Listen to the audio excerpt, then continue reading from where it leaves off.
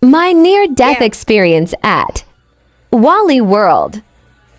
Let's go, chef. Boy, you must. Shit. That look back Chef. though. Shit.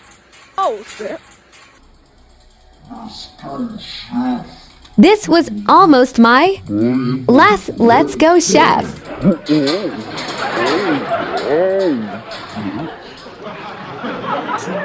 A food attainment in the building. Let's go, chef. If you know the song, sing along. Hit it. It's What's up, everybody? Me, I'm just chilling. Chef Anthony Albritton here, the Carolina cook. Cooking, tasting, and eating the Carolinas, y'all. In this episode, y'all, I'm gonna be cooking an African dish. Every now and then I like to dig into international dishes because that was my favorite part of culinary school. Sometimes I put my own spin on these international dishes. Now, when you think about South Carolina, to be honest about it, you know, it's where the roots run deep. So a lot of our food here in the South has that African influence as a result. So it's not strange for me to cook an African dish. You can cook what you want to cook if you apply yourself and do it. Because there's nothing to be intimidated about when it comes to cooking. It's just cooking food. There's nothing to approach with fear and apprehension or nothing like that. Just cook it, man. That's it. But anyway, y'all, in this episode, I bought myself a new toy. Bought myself a blender that has ice crushing power. The reason I bought a blender that powerful is because of the ingredients. One of the ingredients that I had to grind up in that blender. In this episode, I didn't just buy food. I had to buy something to cook it with. So y'all, in this episode, I will be cooking up some pan-fried whole tilapia with fufu and African pepper sauce with shrimp in it. Southern playalistic African soul food. Once you get on it, you can't get off it. And y'all not gonna lie, I almost gave up on this fufu, but I got through it. Okay, I'm gonna start by peeling a cassava or yucca root. I will be making my fufu from that. All right, so after peeling the cassava or yucca, I'm gonna go ahead and dice it up into large pieces. And there's a tough membrane that runs down the middle of the cassava that you want to remove. If you don't remove that tough membrane, it's going to be in your fufu, and you don't want that. All right. Then after I dice it up, I'm going to just soak it in some water for a little while to remove some of the starch from the yucca. When most Africans prepare this dish, they let the yucca ferment in the water for about 5 days. But I'm not doing that. I'm sorry, but I'm not waiting 5 days to cook something. Then some people put plantain in it as well, but I don't have any plantain, so I won't be doing that either. All right, now we're going to throw that yucca into the blender. Gonna mix that for about 2 minutes, y'all. Make sure it's nice and smooth. Nice and smooth. Hey, hey, hey. All right, once it's reached the proper consistency, I'm going to empty it from the blender to the bowl. Not just any bowl, but a microwave safe bowl, because I'm going to use the microwave method and, give it a good stir. Then cover it with a microwave safe cover and put it in the microwave for a few minutes. All right. The goal is 5 minutes, but I'll check on it in about 2 minutes to see how it's coming along. Then once it's cooked the way that you want it to be in that time frame, you stir it up a little more. Then you add a little more water, you cover it again, and put it back in the microwave again for another 3 to 5 minutes or so until it's cooked properly. It's going to be really sticky, so what you're going to have to do is keep, add a little bit of water to it while you're forming it to get rid of some of that stickiness. Then what I did with mine was pretty much put it in the freezer for a little while too to firm it up a little bit. Now let's move on to the African pepper sauce. I got some habanero peppers, green onions, green bell pepper, red onion, and tomato.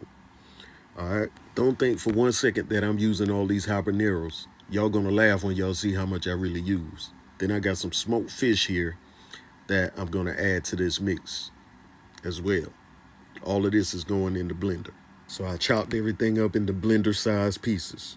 I told y'all might laugh at me. I decided to put only one little bitty piece of habanero in this mix. I ain't got nothing to prove to nobody, so I'm not about to burn my intestines out to try to impress anybody. If heat is your thing, then you go for how many habaneros you want to use. Now, with that being said, I'm going to go ahead and add my smoked fish to this and a little bit of canola oil, all right? Because I want to blend this up with some oil.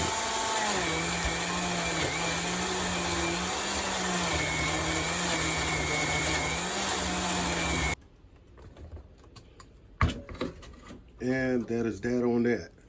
All right, now what I'm going to do is add this African pepper sauce to some canola oil that I had heating up on the stove. You can blend fresh ginger and garlic into the ingredients in the blender, but I opted to go ahead and use ginger paste and garlic paste once I got it on the stove top. Then y'all, for just a little bit of heat, I'm going to add a half a teaspoon of curry powder. I'm going to go ahead and add about a tablespoon of shrimp powder. Then I'm going to add a tablespoon of chicken bouillon. That's just to get everything going, but as I continue to cook, I will be seasoning to taste, making adjustments when necessary. All right, y'all, and to add my little twist on this, I'm going to go ahead and add some small shrimp, raw, peeled, deveined, with the tails removed.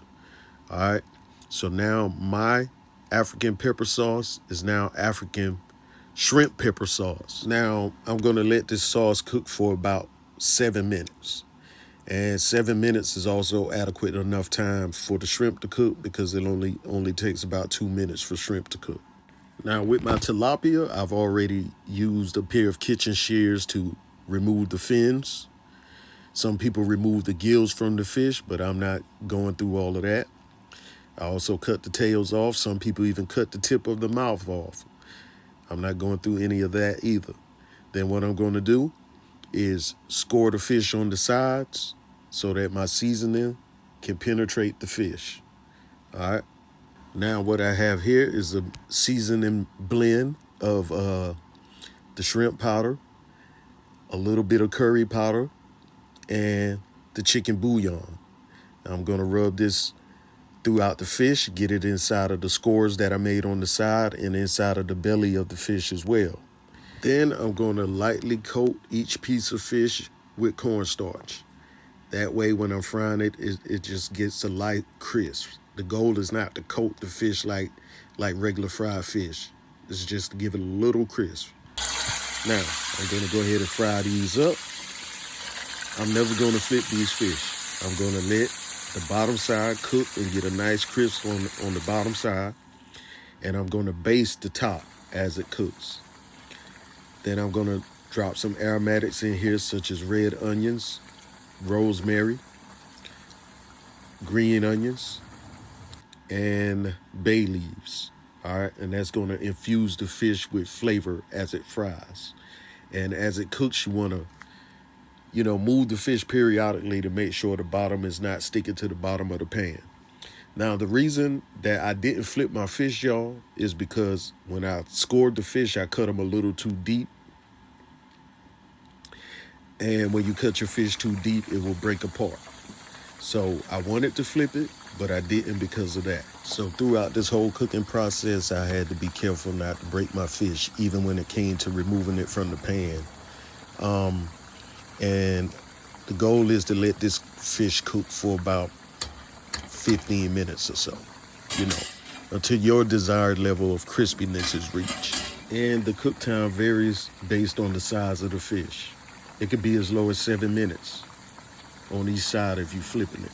But like I said, since I didn't flip mine, I had to readjust on my cooking. All right, y'all, this tilapia is done. I'm going to go ahead and remove it from the pan. I had to remove the fish with 2 spatulas to make sure it remained intact. And there you have it.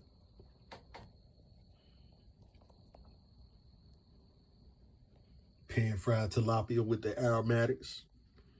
Garnish with the red onions, the rosemary, and the I'm about to say Scotch bonnet, 1 habanero pepper.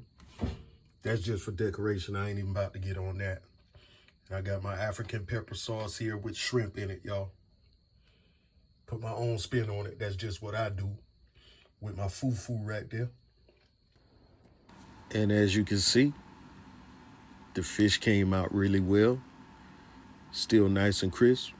Even though I didn't flip it, the basting technique worked really well. As a chef, you gotta learn how to make readjustments in the kitchen when you have to, instead of throwing food away.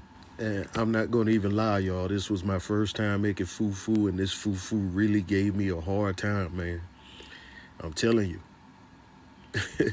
Y'all know the crazy thing about this dish is you do not use a fork or a spoon or any type of utensil. You use your hand. Yeah. This was just a garnish on my plate. I'm gonna put this to the side. I'm not messing with that. Trust me, I tasted some of the little piece I used, and that almost burnt me up. Get that fufu.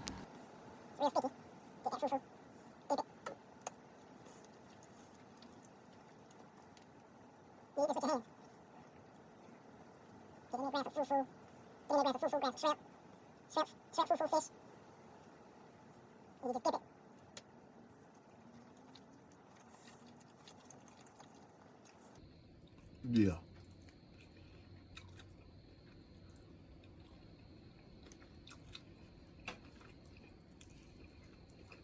And the fish came out perfect. It's not the technique I wanted to use, but it was a good technique. Y'all want me to be honest with you? Even though my subscriber count don't match it, I've cooked around 108, 109 meals or dishes on this channel. And I'm going to be honest with y'all. Out of the 100 plus meals that I've cooked on this channel, this one is my favorite. Shout out to Africa, man. Big up yourself.